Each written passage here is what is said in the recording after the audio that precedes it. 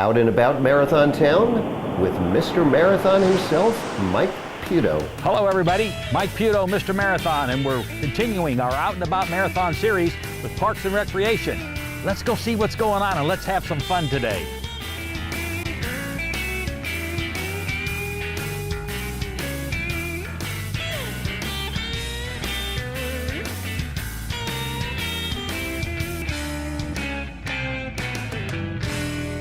Hello everybody, Mike Puto, Mr. Marathon here. And our Out and About Marathon series, you gotta love where we are today. This is huge. We're at the Turtle Hospital where we rescue, rehab, and release with Richard Moretti. He's been doing this for I don't know how many years, maybe 20, 25 years. It's unbelievable what we can do here. We're gonna go inside and have some fun. You gotta follow me. This is gonna be great. Whoa, look who's Mr. here. Marathon, oh my goodness. How are you? This is kind of neat. This is kind of neat. If you've been inside, it's kind of really awesome, isn't it? It's very awesome, and actually all the turtles are in there. You headed in to see them? Oh yes, we're gonna go see Richie and do a Richie's little in program there here, too. so it's gonna be great. I mean, it's really It's gonna be huge. huge. You gotta love it. Life is good. huge. Come on, Okay. gang, let's go inside. See y'all later. Hello, everybody. Mike Puto, Mr. Marathon at the Turtle Hospital with Richie Moretti, who is the director and founder of the Turtle Hospital. And Richie, thanks for having us here. Well, it's nice to have you here. And if you would, what we're trying to find out so we can get out to the public here is just when was the Turtle Hospital founded? How did it get started? Give us a little time frame of what you've been through here. I'll give you a quick 30 years. All right. I came down during the Mariel boat lift in 1980 to rescue people. I had a fast boat and there were people drowning between Cuba and the United States. So I thought, well, we'll come down and rescue people. And got here and they didn't want our help. And we wound up fishing and I found out I loved the Florida Keys. And there was an opportunity to buy a little motel. And it was back in 1980. And I bought it and started coming down on the weekends and fixing it up. And I thought, wow, this is great. I mean, I was in Orlando. I thought I was at the top of the food chain. I had a plane, I had boats and horses, and I thought I was really happy. And I bought this old motel, and the people that lived there, they were making maybe $200 a week as a waiter, and they were living in some of the rooms. And I found out they were happier than I was. So about 4 years later, I started getting a little bit of stress. I had 125 mechanics in Orlando working on Volkswagens, and I decided to retire for my 40th birthday.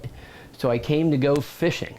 So I showed up in Marathon with a 50-foot boat and a lady friend, Tina Brown, and she wanted to be a fishing captain, so she got a 24-foot boat, and I had a 50-foot boat, and we went fishing all the time, and that was great. Back in 1984, we won the Triple Crown, and we were hot fishermen, and you know, we got to February and it was kind of rough offshore and there wasn't any fish.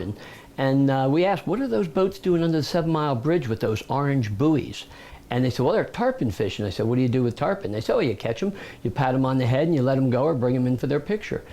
Well, we went out there and we spent about 2 weeks before we finally caught, and Tina caught her first tarpon. And she absolutely was thrilled. We broke off the first half a dozen or so. So she couldn't make up her mind. In those days, we weren't very smart. We used to hang a tarpon up for their picture. Nobody would do that now, or just let them go, you know, by just tapping them and letting them go. Well, she couldn't make up her mind, so we decided that I'd put a freshwater pool in, so why don't we bring her tarpon in and throw it in our saltwater pool, and that way she could make up her mind and the fish wouldn't die while she was waiting, you know. So we brought this 120-pound tarpon in, and that was our first pet in the saltwater pool.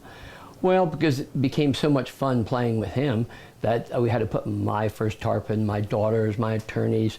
And so over the next year, we filled it with a school of tarpon and snook and bonefish. And we had jewfish, we had sawfish, we had lobsters that would eat out of our hands. Well, all the children up at Sumor and they all wanted to come by and see all the fish. So the schools asked if we would do a little program, you know, for the local schools. I thought, well, we could do that because we'd go out on the outer islands and we'd find a starfish or a conch up on the beach. And we thought, you know, children just don't know that these were living animals. So, you know, I have no education, so I just started teaching very basic, like when you take something out of the ocean, hold your breath. And when you have to breathe, put them back in. And so we started doing these educational programs back in 1985. Well, then something new came along. We're back there and we're enjoying the children, and we started, like I say, seeing them in '85. But all of a sudden they start talking about these green sea turtles. And I don't know what they're talking about. They were talking about the Ninja Turtles. They had just done the movie, the Ninja Turtles. I remember it well. Yes, sir. And they were so excited. I went to the state and I said, how do I get a green sea turtle for my educational program? And the state said, they're endangered. You can't have them for education. And then they put a little caveat, unless you do something for them. And I said, what do you need? They said, well, we need a rehabber. I said, well, what's that? They said, well, yeah, if a turtle gets hit by a boat, you take it to the vet and you pay the bill, you buy the medicine, you pay the bill, you buy the food, you pay the bill, and when they're healthy, you let them go. Well, that was pretty close what I used to do in Orlando fixing Volkswagens. Okay. Because in those days, I had to find the best mechanics and the best parts. And so now I have to find the best vets. And we've done that with Doug Mader. He's our chief vet and keeps our turtles kicking right along. And we have to find the best meds for our turtles. So kind of the same. Yeah, good point. And you've done a great job with that. It's really kind of neat how you've organized everything. And the nice part about it is people used to love the work I would do on their Volkswagens. But every now and then people complain about a bill. Well, this is great. We pay the bill. Those turtles that come in have no insurance. We don't wonder. People will come in here and say, how do you use an endoscope, a little TV camera to go inside and follow it with a laser? They'll say, can you afford this? I mean, you can see the type of equipment we have. It's huge. But we look at each turtle as that one turtle might make a difference, or whether your grandchildren will get to see a sea turtle. When an animal becomes an endangered species, then each one becomes very, very precious. So we fight for every turtle that comes in.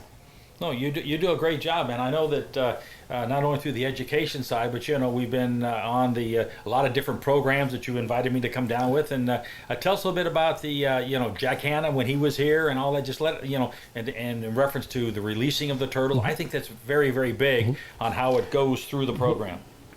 Over the years, we've probably done as much fixing turtles individually. We've probably done more good with all of the amount of publicity that people can see. There's a place in the Keys that a turtle can come and will get the best care. And that's why all our locals are so good about when they find a turtle that's wrapped up. Our commercial fishermen, they're always bringing us in. If an animal gets entangled, they'll bring it in. But that took 25 years. Remember, I started when they were in kindergarten seeing them.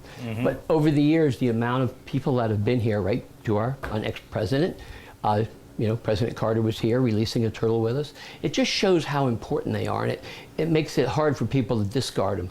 I mean, people will call us from their boat and say, we found one out here that was hit by a boat. He's dead, and he's kind of dead and smelly. And I said, well, just take a picture and just give us the coordinates and we'll do a report from here. But even a dead one, we like to know. That way we know what's happening to them. Yeah, no, I've had fun working with you the same way when I've been out in the boat, and we found a dead one, and we brought it in. It was able to at least get it in the boat, brought it into the back. We've also brought in a couple that were injured. Called you. I was lucky to have your cell phone, as they say. Say, Richie, bring it in, Mike. We're ready to go. Met us at the dock. And it was really, really kind of neat, be able to, do something and preserve this turtle, save the turtle. And, they're very valuable to us, without a doubt. You've done a phenomenal job here with your staff. And, we got a hospital. This is really, really phenomenal. Well, and it's always changing shape. Years ago, the motel used to fund it. And then Wilma took out the motel. And we've done the educational programs. We do those a few times a day. And that's how we pay all the bills. I donate the property for $1 a year, and the educational programs and all the folks that come through here. Now, if I look at it in hindsight, I would say, I wish I had never opened the motel. I wish we had had educational programs for 25 years. I'd have an army of turtle lovers by now. Yeah, well, but it's building up. It's we've come a long way, and again, here you are coming in for the Mariel Boat Lift, and now you buy a motel. That's kind of awesome. And come to kill fish and wind up saving turtles. Exactly. But no, this is really a huge program, and it's nice, the sterile area that you've got here. Everything that we do is done for the turtles, and again, with what you're going through doing here, we're saving the turtles, and whether it be a small one like this size, absolutely, or to the huge ones, they'll have a chance to survive, and including the hatchlings. When we did the hatchling thing out on Sombrero Beach there, you were big in that, and we were able to save the hatchlings and make sure they got back to the water. And, we still do that. I took one the other day. I had a green that was maybe a little bigger than a 50-cent piece. And I took it about halfway to Cuba, And we like them way out on the easterly edge of the Gulf Stream. The Gulf Stream runs around, and when it goes up past North Carolina, it splits. Sure. The outside edge goes to the Azores. The inside edge goes to Greenland. I never get a card from Greenland. So when we release turtles, we like them way out there. But before we release the turtle, we troll up and down to make sure there's no mahi-mahi and no wahoos.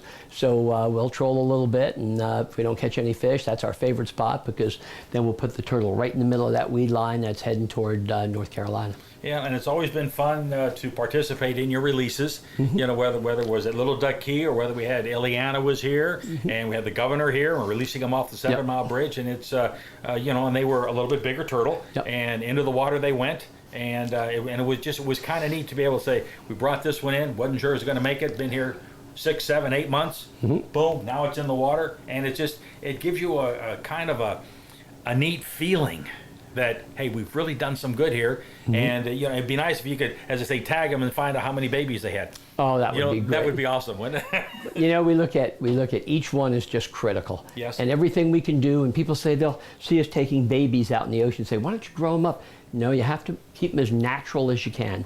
Like our beaches, when you stay at a motel here in town, they'll usually have something to hang on the door that'll say, please close your drapes during the summer so you don't, you know, attract the turtles. So the whole community works together, whether it's our commercial fishermen, our charter boat captains, or motel owners. They all work making sure that the beaches don't get any light, and make sure that the fishing gear don't get tangled around. We all work together. Well, and it's a great program, and what you've done is just unbelievable. I mean, it's really you know, you're a legend, and in reference to saving the turtles, and I've been very pleased to have been part of that with you. You know, you've called me up and said, hey, we've got this going on, and be able to go out in the boat with you and do this. This is kind of neat, and it's nice to have you as a friend in what you do here in Marathon. Well, thank you so much, and I have to say, as many things as we've done over the last 25, 30 years, when we had that foot of rain that fell in an hour, and you came and kept the hospital from flooding. I'll never forget that. Well, no problem. Thank you for having us here. This is really a totally awesome place. And Richie, thank you very much for having us be part of your program here. Until next time, gang, you gotta love it.